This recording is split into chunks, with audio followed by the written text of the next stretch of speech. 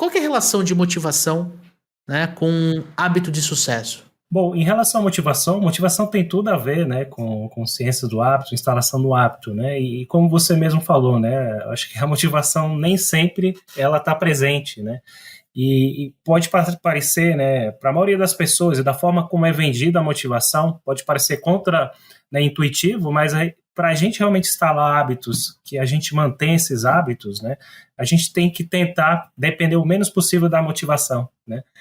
E é uma questão um pouco intuitiva, porque não, eu quero criar uma nova rotina, eu tenho que estar motivado para isso, né? Em primeiro lugar, né, boa parte da nossa motivação acaba sendo externa, não depende da gente, a gente não tem controle sobre ela, né?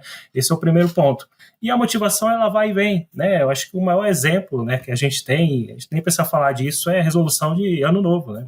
Todo mundo está motivado, porque está num ambiente diferente, com a família, né, as festividades, e como a gente sempre vê, motivação não dura mais que um mês ali, né? Eu vou para academia, vou ter um novo hábito de prospecção, vou ter um novo hábito de estudo, né, de metodologias de venda, e as pessoas não entram nisso, né? E eu acho que tem alguns aspectos aí que são interessantes, né? Eu acho que o primeiro deles é muito relacionado aí à forma como a gente estrutura, né? Porque, de novo, isso pega um pouco a questão dos objetivos. Se eu coloco a motivação que é de vender tanto, né, no final do quarto, mas não tem uma retroalimentação, né, do que eu faço, eu me sinto bem, eu tenho uma pequena realização, a gente vai chegar um momento, né, que a motivação ou até a força de vontade, né, que as pessoas falam, tem que ter força de vontade, vou lá, vou na raça, né, e a força de vontade ela é finita, e a própria ciência diz isso, é como combustível, quanto mais a gente gasta, se a gente não está bem também, ela diminui, né? Ela vai diminuindo. E o motivo das pessoas deixarem, né, ou quererem, né, só colocar, né, a culpa na motivação é que realmente em algum momento ela vai embora, a pessoa não segue. Então ter essas pequenas vitórias, né, as pequenas vitórias em cima de um caminho que você está seguindo, onde você vai chegar, isso ajuda você a ter sempre esse combustível de seguir em frente, né? Claro, tudo isso seguindo também a base que a gente segue, né, de ter esses objetivos aí mais bem definidos, né, ter realmente consciência do que você quer, onde você quer chegar. Isso é o primeiro ponto. Tá. E outro ponto também, entrando na ciência do hábito, né, eu até falar de um dos principais aí pesquisadores que eu sigo, né, que é o BJ Fogg.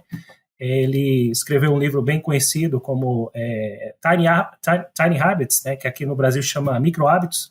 Ele é um pesquisador de Stanford, um dos maiores especialistas aí, né, na ciência do hábito, e ele criou uma fórmula, né, a fórmula do comportamento de Fogg, né, e que é justamente, né, o comportamento, né, ele é igual a motivação versus o esforço versus, né, justamente o gatilho, né, o gancho para você, né, a facilidade do hábito, né? Então, se a gente for ver essa fórmula, né, quanto maior o esforço que eu tenho que colocar, né, seja para ter uma grande venda e tentar ter um resultado que não é realista no curto prazo, ou qualquer outro tipo de esforço, maior é a motivação. E o problema é que a motivação não está sempre ali. Então, a ideia é realmente a gente tentar, no momento de uma instalação de um hábito, de uma nova rotina, começar pequeno, porque não tem muita forma de como você errar, né? E realmente fazer de tal forma que seja a prova de se você está doente, seja a prova do tempo, seja a prova de qualquer circunstância, seja tão pequeno que você não tenha como errar. E claro, essa coisa pequena que você define um pequeno objetivo, você faz, sente bem, quer fazer de novo. E a consistência. E entra na questão da consistência também das pequenas vitórias, né? Inclusive, outro autor também que fala muito de hábitos é o James Clear, né, ele escreveu um livro aí chamado Hábitos Atômicos, né, não tão científico aí como o BJ Fogg, mas ele fala, né, uma regra bem interessante, a regra dos 2 minutos, né, no momento de definir qualquer nova rotina, né, que você está começando, tenta se perguntar se você consegue fazer ela em 2 minutos. Né? Não quer dizer que ela vai ficar em 2 minutos sempre, mas é um ponto de partida. Quando você começa algo novo, sempre você precisa de mais energia para começar. E se a motivação não está lá, né, ela vai ser muito complicado de você, se você já colocou um objetivo tão grande, ela vai desaparecer, no dia que ela não tiver, você deixa, né, e você vai estar criando o hábito no sentido contrário, você deixou de fazer e criou o hábito de não fazer aquela coisa porque você sentiu que não era bem sucedido, né, a motivação foi embora e você acaba ficando perdido, né. Esse é o perigo da procrastinação, né. Exato. Você tem o hábito de não fazer. De não fazer. E é muito relacionado com se colocar grandes metas, pouco realistas, né? Isso. O que te motiva, Dani? Como assim? No ponto de vista, fazer um exercício rápido aqui, né? O que motiva você? Cara, por exemplo, né? Eu tô com o hábito de treinar corrida, né? Tá?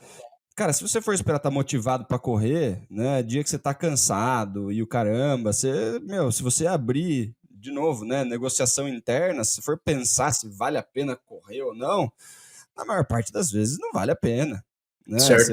É muito melhor ficar em casa, fazer qualquer outra coisa, né? Mas se você tem um objetivo, né? Alinhado com um propósito de ficar mais saudável, ser mais resiliente e tudo mais, você tem alguma coisa dentro de você que você está construindo, né? Eu não estou correndo hoje porque eu preciso correr hoje. Não vai mudar nada no meu dia de hoje. Vai liberar um pouquinho de coisa de química aí no corpo que é gostosinho depois que acaba, porque durante é um sofrimento, né? Mas o lance é, se você não tem um objetivo futuro, se você não tem uma prova, se você não tem alguma coisa lá na frente que você fala, eu estou construindo, preciso colocar alguns tijolinhos hoje, senão a obra vai ficar parada lá, Pode crer. né?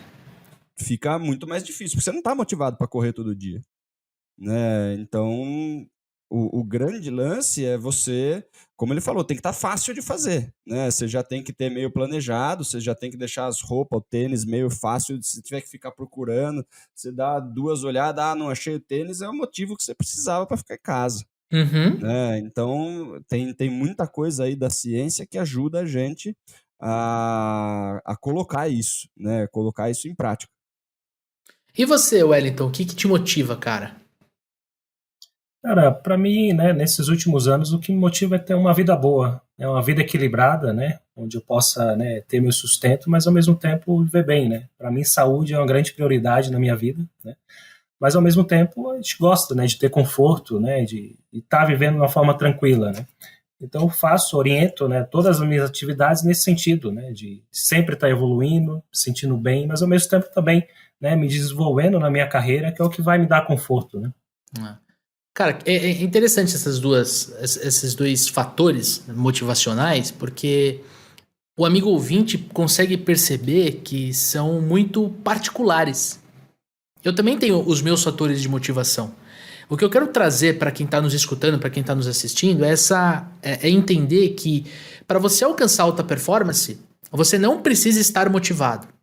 Você precisa curtir o processo. Daniel, ele não, nem sempre, como ele falou, está motivado a correr. Mas ele corre por quê? Porque ele tem prazer em terminar uma prova.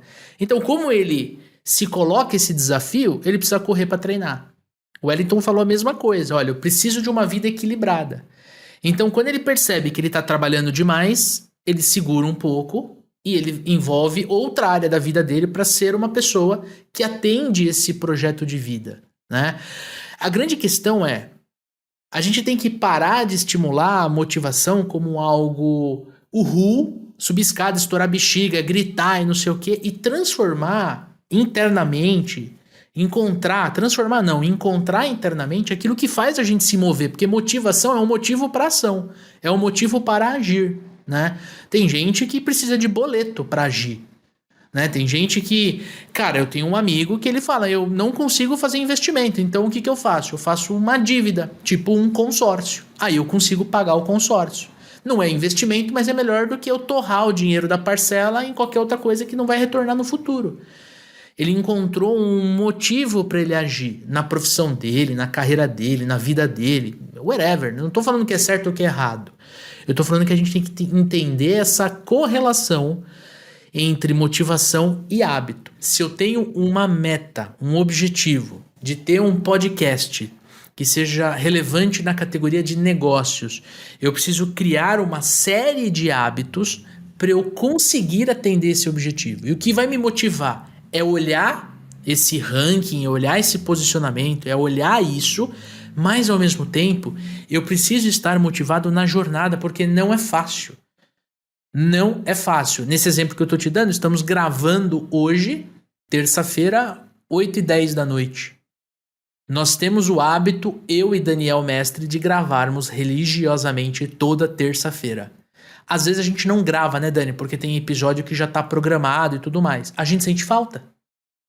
A minha esposa pergunta... A terça-noite fica vazia, né, Leandro? A minha esposa pergunta, falou, mas você não vai gravar hoje? Né? Olha que interessante, o meu hábito impacta o hábito da minha família.